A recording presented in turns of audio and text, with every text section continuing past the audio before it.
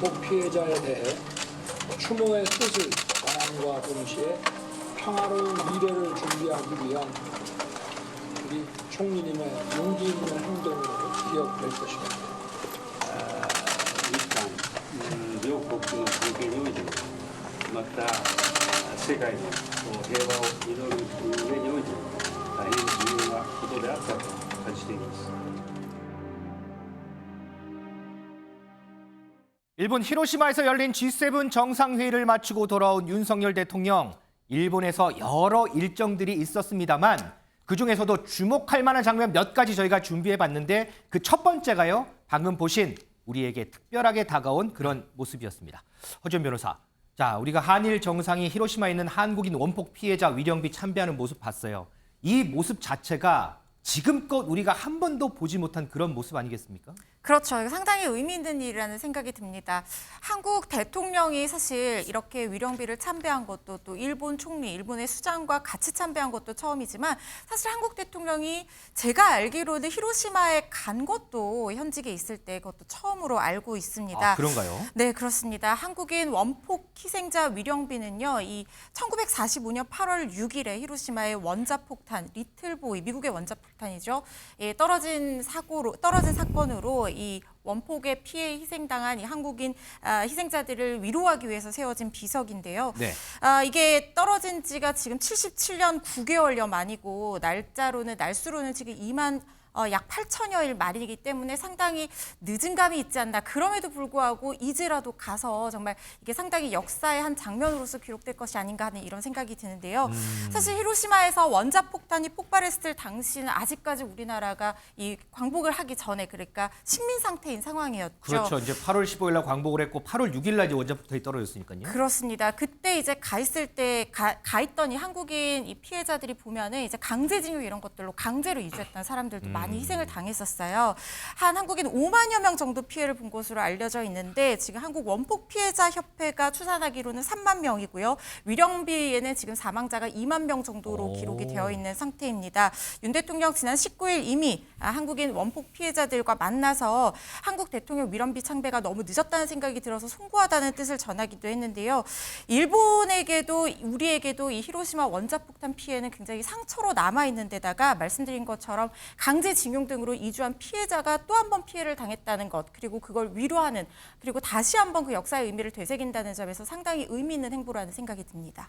이종우 시장님, 네. 이 위령비 참배를 하기 전에 이제 전날 저녁에 네. 윤석열 대통령이 우리 히로시마 동포 원포 피해자 동포들 만나서 이제 만찬을 했는데 여기서 이제 늦게 찾아뵈서 죄송하다 이런 얘기도 했고요. 네. 또 기시다 총리를 향해서 용기 있는 행동을 했다 이렇게 평가를 했는데 네. 글쎄요, 한일 정상이 정말 사상 처음으로 이렇게 한국인 원폭 피해 위령비에 참배한 거. 네. 자, 과거사 치유를 위한 늦었지만 그래도 참 어렵게 뗀 한 걸음이다 이렇게 평가할 수 있을까요? 앵커님이 말씀하신 마지막 말씀이 저는 정확한 표현이라고 보여집니다. 한 걸음이라고 말씀하셨잖아요. 이게 다는 아닙니다. 네. 굉장히 많은 지금 사과를 더 많이 받아내야 되고 실질적으로 유가족과 피해자, 이 원포 피해자만이 아니고 많습니다. 하지만 한 걸음이라고 평가할 만한 여러 가지 사유가 있죠. 첫 번째는 이 히로시마 위령비를 일본이 어떻게 지금까지 대해왔느냐는 거예요. 이 위령비 사실상 이 추모 공원 내에서 있지도 못했습니다.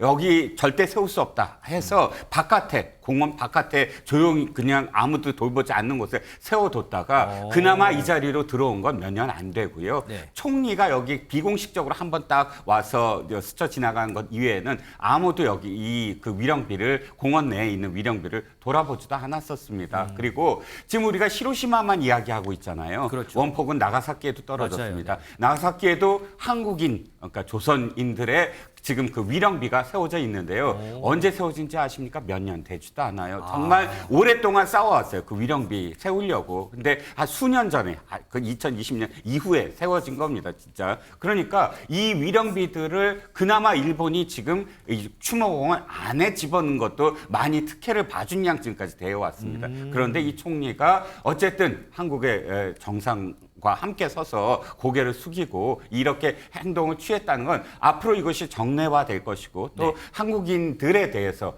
자기신들만이 아니라 피해자이고 그 피해자에 대해서 정확한 예우를 갖춘다라는 의미에서 이것만이 아니라 앞으로 더 확산될 수 있는 첫 걸음이다라는 평가를 할 수가 있죠. 좀 앞으로 좀 그랬으면 좋겠습니다. 그런데 야당에서는 이 기시다 총리의 행동과 말 앞뒤가 맞지 않는다 이렇게 비판을 하고 있는데요. 목소리 좀 듣고 오겠습니다. 강제동원의 강제성과 일본 정부의 책임을 부인하려는 기시다 총리의 발언을 왜 대한민국 대통령이 두둔하고 있습니까? 기시다 총리를 추켜 세우는 윤석열 대통령의 모습은 마치 기시다 총리의 참모를 보는 듯합니다. 김준일 에디터, 왜 기시다 총리의 말을 우리 대통령이 두둔하고 있느냐 야당에서 비판하는데 사실 조금 전에 허주연 변호사가 얘기했지만 이 원폭 피해 당하신 분들 대부분이 강제노동 때문에 일본으로 가신 분들이잖아요. 그러니까 야당의 비판의 논지는 일본은 한 번도 강제동원에 대해서 인정한 적도 없고 그렇죠. 기시다 총리가 한국에 와서도 그거에 대해서 개인적인 감정을 토로를 했지만은 그거에 대해서 그 일본 정부나 어떤 총리로서 그거를 이제 인정한 건 아니잖아요. 강제동원에 대해서는 지금 인정하지 않고 있기 때문에 여기에 지금 앵커가 말씀하신 대로 지금 원폭 피해자 상당수, 뭐 일부는 이제 뭐 자발적으로 일본에 돈 벌러 간 사람도 있겠지만은 한국인 피해자 상당수는 강제동원으로 또 간 사람들도 있단 말이에요. 그런 부분에 대해서 명확하게 윤석열 대통령이 입장을 좀 명확하게 하지 않고 일본에 좀 따져묻지 않은 것에 대해서 얘기를 하는 것 같습니다. 다만 뭐 저는 두 분이 말씀하신 거에 어느 정도 공감을 하는 게 이게 한 술에 첫 술에 배부를 수는 없고 그 부분이 앞으로도 조금 진전되게 이제 뭐 바뀔 여지가 있다 뭐 이렇게 봐야 되는데 다만 이 부분은 확실해야 될 것 같아요. 뭐냐면은 일본이 히로시마에 대해서 예를 들면 2016년에 아베하고 오바마 미국 대통령하고 히로시마에서 와가지고 평화공원에 참배도 했거든요. 맞아요. 그때. 예. 이거를 계속 강조하는 이유는 자기네들은 피해자라는 걸 강조하기 위해서. 우리 원폭 피해자다. 원폭 피해자다. 우리는 그런 것들을 강조하기 위해서 계속 이제 하는 거고 그게 전반적인 정서에 녹아 있습니다. 그래서 한국이 물론 일본이 피해자도 맞아요. 원폭 피해자도 많지만은 그게 마치 과거에 자신들의 침략에 대해서 뭐 교육을 안 한다라든가 다 뭐 무마한다든가 이런 식으로 이제 가면 안 되는 거죠. 전범국임을 잊어서는 안 된다 이 얘기고. 그 부분에 있어서 한국은 어느 정도는 명백하게 조금 분명하게 선을 그을 필요는 있다 이렇게 보여집니다. 알겠습니다. 자, 이번 G7 정상회의에 있었던 두 번째 인상적인 장면 그거 좀 얘기해 보겠습니다. 민지수 기자. 네. 이번에 G7을 계기로 한미일 지금 화면에도 나오는데 윤석열 대통령, 뒤에 기시다 총리, 그다음에 바이든 대통령, 한미일 3국의 대통령이 또 만났어요. 네. 분위기가 참 화기애애했다고 하던데 그런데 실제로 만난 시간은 한 2분 정도라고 하거든요. 2분이면 참 짧은 시간인데 여기서 무슨 얘기 하긴 했을까요? 네, 삼국 정상 보시는 대로 연단에 올라선 다음 기념 촬영을 하고 서로 악수를 하는데요. 네. 하고 대화가 끝날 때까지 시간 2분 남짓이었습니다. 그래서 회담이냐 회동이냐 어떻게 이야기해야 되냐 이런 볼멘 소리까지 나왔는데요. 아하. 하지만 대통령실은 이미 삼국 정상은 미리 회담 사전에 이미 조율을 마친 내용이 있기 때문에 실제로 몇 분을 만났는지는 크게 중요하지 않다 이렇게 설명을 했습니다. 김태효 국가안보실장도 조금 전 언론 인터뷰를 해서요. 회담 전에 며칠 동안 세 나라 실무진이 한두 페이지 분량의 합의문을 미리 작성을 했다. 조율을 끝냈기 때문에 문제가 없다라고 강조했고 원래 이렇게 대화 시간이 짧았던 건 아니고 우크라이나 젤렌스키 대통령이 도착을 하면서 정상회담 일정이 돌발적으로 생겼고 이 때문에 시간이 조금 줄어든 것뿐이다 이렇게 설명을 했습니다. 이 바이든 대통령도 이번 회담에 만족하는 것 같았고 조만간 한일 정상을 워싱턴에 초대하겠다 이런 이야기도 했다라고 덧붙였습니다. 그러니까 만난 건 2분이지만 그 전에 3국이 만나서 여러 가지 조율할 문제들 이런 거는 다 이미 얘기했다 이 얘기군요. 네, 그렇습니다. 자, 김준일 에디터. 지금 민주수 기자가 잠깐 설명했지만 바이든 대통령이 기시다 총리하고 윤석열 대통령을 워싱턴으로 초대를 했어요. 뭐 물론 이제 만남이 짧아서 읽기도 하지만 이렇게 초대한 게 상당히 좀 이례적이다 이런 얘기도 있던데요. 그러니까 양국 정상을 같이 부르는 거는 이례적이긴 하죠. 그만큼 이제 한미일 공조에 대해서 바이든 대통령이 강조를 하고 있고 이거의 중요성에 대해서 생각을 하고 있다 이렇게 보면 될 것 같습니다. 네. 그리고 사실 이제 뭐 짧기는 했지만은 핵심 의제들에 대해서는 뭐 물밑에서 어느 정도 외교 이제 뭐 이런 일정상 다 조율이 되고 있거든요. 그래서 군사 정보를 실시간으로 공유하는 얘기까지 나왔기 때문에 뭐 네. 완전히 성과가 없다라고 뭐 비판할 건 아닌 것 같습니다. 다만 이제 요거는 있는 것 같아요. 이번에 G7에서 상당히 미묘한 풍경들이 좀 벌어졌는데 사실 이 핵 없는 세상을 얘기를 하고 G7에서 강하게 나왔던 게 중국하고 러시아 견제잖아요. 네네.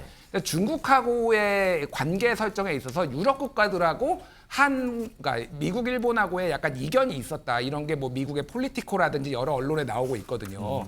그러니까 이게 아시아 문제를 유럽 국가들은 아시아 안보에 대해서 직접 개입하지 않겠다. 그리고 중국하고의 어떤 그런 뭐 경제 교류는 계속하겠다 이런 것들이 유럽 정상들의 어떤 입장이었단 말이에요. 그런 차원에서 본다라면은 한미일 요 안보와 관련해서는 한미일을 좀 더 강하게 결속시켜야 되는 미국의 입장도 좀 있었다라는 거죠. 왜냐하면 G7의 나머지 국가들이 그 부분에 있어서 큰 틀에서는 동의를 하지만은 무력에 대한 현상 변경 아니면은 뭐 그런 대만 침공 이런 거에 대해서는 우려를 했지만은 전체적으로 보면은 미국의 입장에 동의를 하지 않았다라는 거예요. 그러니까 그런 부분에 있어서 오히려 한미의 안보를 강조해야 되는 거는 미국의 지금 필요성에 의해서도 좀 더 강하게 이게 추진이 되고 있다. 이렇게 해석을 하는 게 맞는 것 같습니다. 알겠습니다.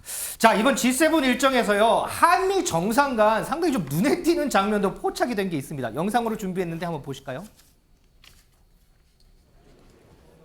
자, 허준 변호사. 지금 바이든 대통령이 이렇게 활짝활짝 뛰면서 윤석열 대통령을 이렇게 자꾸 얘기를 해요. 이게 어떤 상황인 거예요? 저게 G7 정상회의 확대회의에 참석한 장면인데 세션이 열리기 전 장면이에요. 네네. 근데 바이든 대통령이 누군가를 보고 굉장히 미소를 지으면서 저 연세에도 불구하고 막 반갑게 뛰어가서 인사를 했는데 펄짝펄짝 뛰잖아요. 네, 다른 정상들 다 지나쳐서 지금 윤석열 대통령 보고 저렇게 반갑게 다가가서 인사하는 모습을 보고 사람들이 너무 재밌다. 연세도 있으신데 얼마나 반가우면 저렇게 뛰어갔겠냐 뭐 이런 얘기가 나오고 있는 건데 두 사람 만남 윤 대통령의 미국 국빈 방문 이후 20여일 만이잖아요. 네네. 사실 한미일 동맹을 공고히 하는 것은 미국, 특히 바이든 대통령의 굉장히 염원일 겁니다. 그런데 지금 사실 한일 관계가 냉각기를 거쳐오면서 한미일 동맹도 좀 차갑게 식었던 그런 부분이 있었거든요. 네. 그런데 이 제3자 비상 관련해서 우리가 좀 전향적인 어떤 발표가 나오고 나서 이 바이든 대통령이 가장 먼저 환영 성명도 냈었고요. 일각에서는 뭐 지각 변동이 일어나고 있다면서 좋아했다고 하거든요. 아마 정치, 외교, 안보적인 측면에서 윤석열 대통령의 행보도 마음에 들겠지만 또 국빈 방문 가서 윤 대통령이 아메리칸 파이 멋있게 불러서 그 자리에서 박수도 받고 화기애애한 분위기도 만들었잖아요. 네네. 양국 정상이 외교를 하다 보면 인간적인 유대 관계도 생긴다고 하는데 아마 다양한 그런 반가움이 표현된 것이 아닌가 싶습니다. 자, 이종훈 시장님 지금 네. G7 일정 동안 뭐 여러 가지 이제 뭐 재밌는 장면도 포착이 됐고 의미 있는 이런 일정들도 많았어요. 자, 그 중에 또 하나가 이 정상들이 먹는 이제 식사, 만찬 얘기를 빼놓을 수 없는데 저희가 지난주에 한번 짚었는데 이번 G7 만찬에서 후쿠시마산 식재료로 만든 음식들이 올라올 거다라고 했는데 실제로 보니까 올랐죠. 올라왔더라고요. 자, 이렇게 후쿠시마산 식재료로 만든 음식을 계속해서 어떤 행사들이 있을 때마다 네네. 일본이 올려요. 그러면서 논란이 되는데 그렇죠. 그럼에도 불구하고 계속해서 하는 이유. 일본은 이거를 통해서 뭘 얘기하고 싶은 걸까요? 국내용과 해외용이 두 가지가 다 존재한다고 봅니다. 국내용은 사실 일본인들이 아직도 마음속에 트라우마가 있거든요. 우리가 일본의 애니메이션들 보면 재난에 관련된 영화들이 굉장히 많습니다. 뭐 너의 이름이라든지 스즈메의 문단속이라든지 이런 것들이 사실상 그때 당시에 후쿠시마의 쓰나미라든지 원전이라든지 이런 문제들이 마음속에 자리 잡고 있는 부분이 있거든요. 그거를 이 일본의 정부는 어떻게든 좀 트라우마를 극복하게 만들고 싶다. 그래서 해외 정상들이 이렇게 후쿠시마의 식재료를 통해서 무엇인가를 먹을 수 있다고 한다면 네. 우리도 거기에 대해서 이제 좀 극복을 하자, 떴떳해지자, 정상화됐다. 이런 공감대를 형성하기 위한 게 첫 번째 목적이고 네. 두 번째는 어찌됐든 이 좀 언론, 프레스룸도 지금 설치가 돼 있고 언론들을 통해서 후쿠시마라는 단어가 자꾸 긍정적으로 쓰이게 아하. 하고 싶다. 그러니까 이 호감형 그런 어떤 단어로서 연관 검색어로서 이렇게 연결시키고 싶다. 이런 두 가지 욕구가 다 계속 존재하고 있다는 것이죠. 자, 이 후쿠시마 최근 보면 가장 논란의 중심에 서 있는 지역이 아닐 수가 없는데요. 자, 미지수 기자의 뉴스 플레이리스트 뉴플리에서요. 이 후쿠시마에 대해서 조금 더 한번 다뤄보도록 하겠습니다.